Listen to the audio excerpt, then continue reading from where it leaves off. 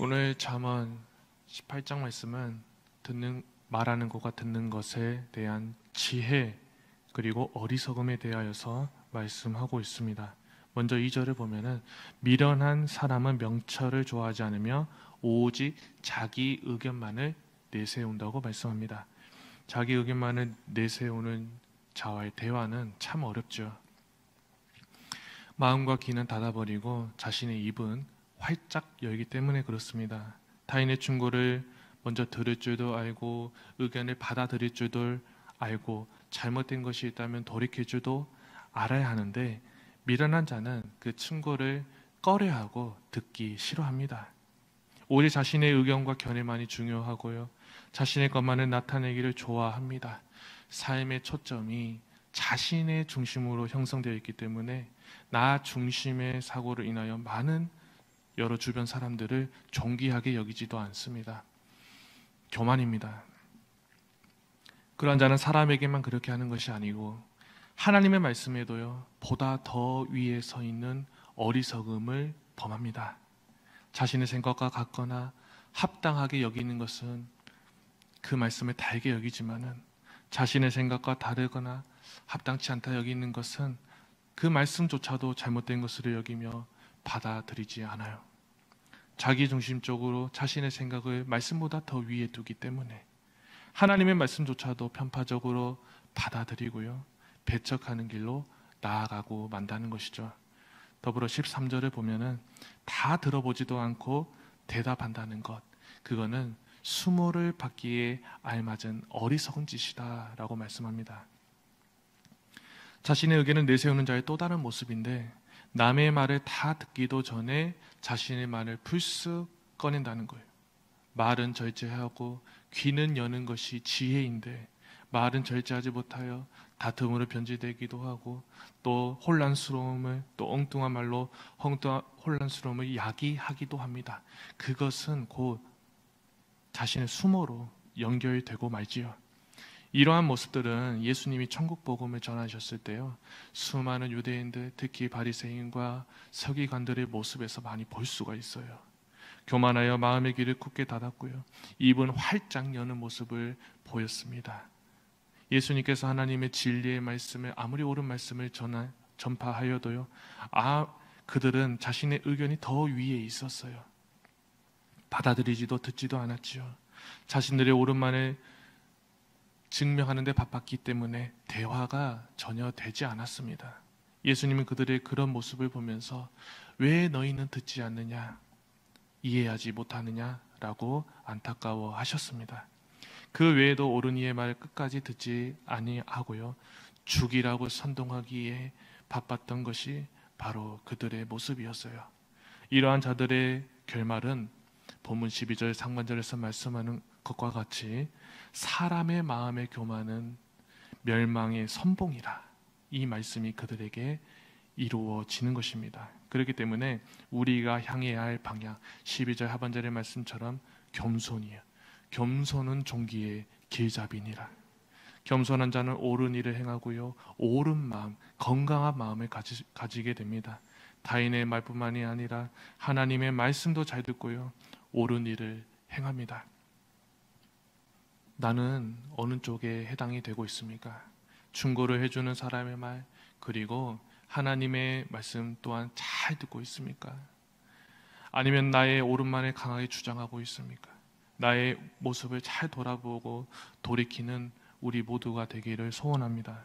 다음으로 8절은 입의 어리석음에 대해 말씀합니다. 헐뜯기를 잘하는 사람의 말은 맛있는 음식과 같아서 뱃속 깊은 데로 내려간다고 말씀해요. 이웃에 대해서 좋은 말을 하고 세워주는 말을 하고 또 칭찬하고 그런 것보다요, 단점을 보고 헐뜯는 것을 즐겨하는 자는 어리석다는 것이죠. 헐뜯는 것은 별식과 같답니다. 맛있는 음식을 먹는 것처럼 헐뜯을 때는 즐겁습니다. 그런데 그 마지막은 즐겁지 못해요. 그 험담이 남을 상처 주게 하고 또 상하게 하고 그것만으로 끝나는 것이 아니라 그것이 부메랑처럼 나에게 돌아옵니다. 뿌릴 때는 즐거워도요, 그것을 그대로 그것이 나에게 적용되고 나에게 돌아온다는 것을 깨닫는 지혜가 있다면 결코 그것을 즐겁게 뿌리지는 못하는 것이죠. 그 외에도 헐뜯는 어리석음에서 벗어나야 하는 이유는 무엇인가요? 나의 헐뜯음으로 인하여서 상대방이 씻을 수 없는 큰 상처를 받기 때문에 그렇습니다. 내 상처를 또 주기 때문에 그렇죠. 상처로 인하여서 한 영혼을 주님의 길에서 벗어나게 한다면 그보다 큰 잘못이 어디 있냐는 것입니다. 그래서 성경은 우리에게 경고의 말씀을 많이 해요. 내가 어찌하여 내 형제를 비판하느냐, 어찌하여 내 형제를 업신여기느냐, 우리가 다 하나님의 심판대 앞에 서리라. 누군가를 비판하고 남을 낮추어 보고 하찮게 여기는 것, 그것은 대가가 따른다는 거예요. 하나님의 심판대 앞에 서게 되는 일이야. 교만했던 것, 말씀대로 행하지 못했던 것, 주님은 잊지 않으시고 그대로 내게 갚으신다는 거예요. 그러므로 남을 판단하는 사람아, 누구를 막론하고 네가 핑계하지 못할 것은 남을 판단하는 것으로 내가 너를 정죄함이니 판단하는 내가 같은 일을 행함이니라. 남을 판단한다는 것은요, 심판한다는 것이고 그것이 곧 나 자신을 정죄하는 길이 돼요. 그러니 그 행위에 대하여서 누가 되었든 나는 죄가 없어요 라고 핑계할 수 없다는 거예요. 말이 되었든 행동이 되었든 간에 남을 해롭게 한다는 것은요, 주님 보시기에 결코 선한 모습이 아닙니다. 주님은 이웃의 허물을 덮어주라 말씀하셨고 용서하라 말씀하셨고 사랑하라고 말씀하셨지 남을 해롭게 하라고 말씀하지 않으셨어요. 그런즉 너희의 자유가 믿음이 약한 자들에게 걸려 넘어지게 하는 것이 되지 않도록 조심하라. 내 형제가 걸림을 받아 넘어지지 않게 하기, 그런 일이 발생하지 않도록 조심해야 해요. 설령 잘못된 것이 아닐지라도 조심해야 되는데 남을 헐뜯는 것은요, 이것은 분명한 잘못이 됩니다. 이건 확실한 잘못이에요. 그 일에 대해서는 결코 자신을 변호할 수 있는 길이 되지 못해요. 나의 지혜롭지 못한 말 한마디, 판단 한마디, 행동 한마디, 행동 하나로 누군가 믿음을 잃어버려서 실족하게 된다면 그것은 참 어리석은 일이고요, 두려운 일입니다. 우리는 언제나 주님의 말씀대로 온전히 행할 수 없는 존재지만 겸손히 주님의 뜻을 행하기 위하여서 항상 노력해야 하는 존재이고요, 말씀을 겸손하여 해를 끼치는 것이 아니라 주님을 기쁘시게 해드리는 우리 모두의 삶이 되어야겠습니다. 마지막으로 10절을 보면은 주님의 이름은 견고한 성루이므로 의인이 그곳으로 달려가면 아무도 뒤쫓지 못한다는 말씀입니다. 오늘날 내가 피난처로 삼고 있는 것, 견고한 성루로 삼고 있는 것, 그것은 무엇인가요?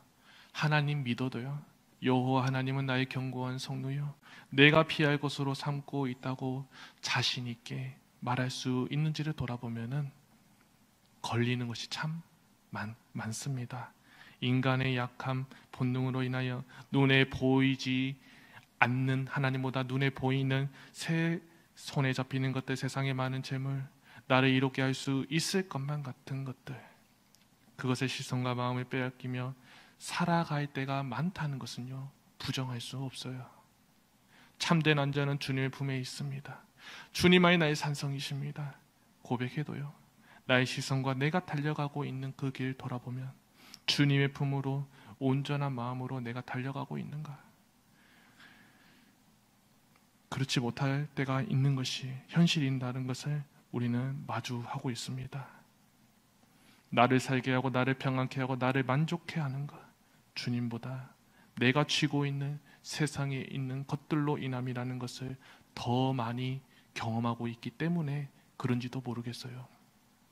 세상에서 살아가기 위해서요, 소유가 필요한 것은 맞아요. 그런데 그것이 주는 유익과 그 매력적인 것에 점점 침식당하여서 주님이라는 성보다 세상이 주는 유익의 성을 더 중하게 여기며 달려가고 있지는 않는가? 매 순간 나의 모습을 돌아보며 점검해야 하는 것입니다. 악한 것에서 나의 생명 지켜주시고 모든 악함에서 승리케 하시는 주님이라는 견고한 성, 나의 영육을 지켜주시고 살게 하는 주님이라는 유일한 피난처, 견고한 요새, 그것을 나의 삶에서 날마다 경험하여, 더 많이 경험하여, 확실히 경험하여 언제나 둘 사이에서 고민하지 아니하고요, 주님의 성으로 거침없이 달려나가는 우리 모두의 삶이 되시기를 주님의 이름으로 축복합니다.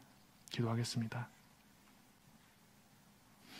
사랑의 하나님 아버지, 오늘 말씀을 통하여 나의 언행과 행동을 돌아보게 해주시니 감사합니다. 언제나 주님의 말씀 기초 삼아 지혜롭게 행하기를 소원하나 약함과 교만으로 인하여 주님의 온전하신 뜻을 쫓지 못하고 넘어질 때가 참으로 많습니다. 부끄러운 이 모습을 긍휼히 여겨주시고 다시 하나님의 말씀대로 살아갈 수 있도록 인도하여 주옵소서. 더불어 나의 강한 성이 되시는 주님을 날마다 경험하여서 주님의 나의 견고한 성으로 고백하는 것을 조금도 망설이지 아니하고 확신의 고백을 올려드리며 달려나가는 우리 모두가 되게 하옵소서. 그렇게 도우실 하나님 찬양하오며 사랑이 많으신 예수님의 이름으로 기도합니다. 아멘.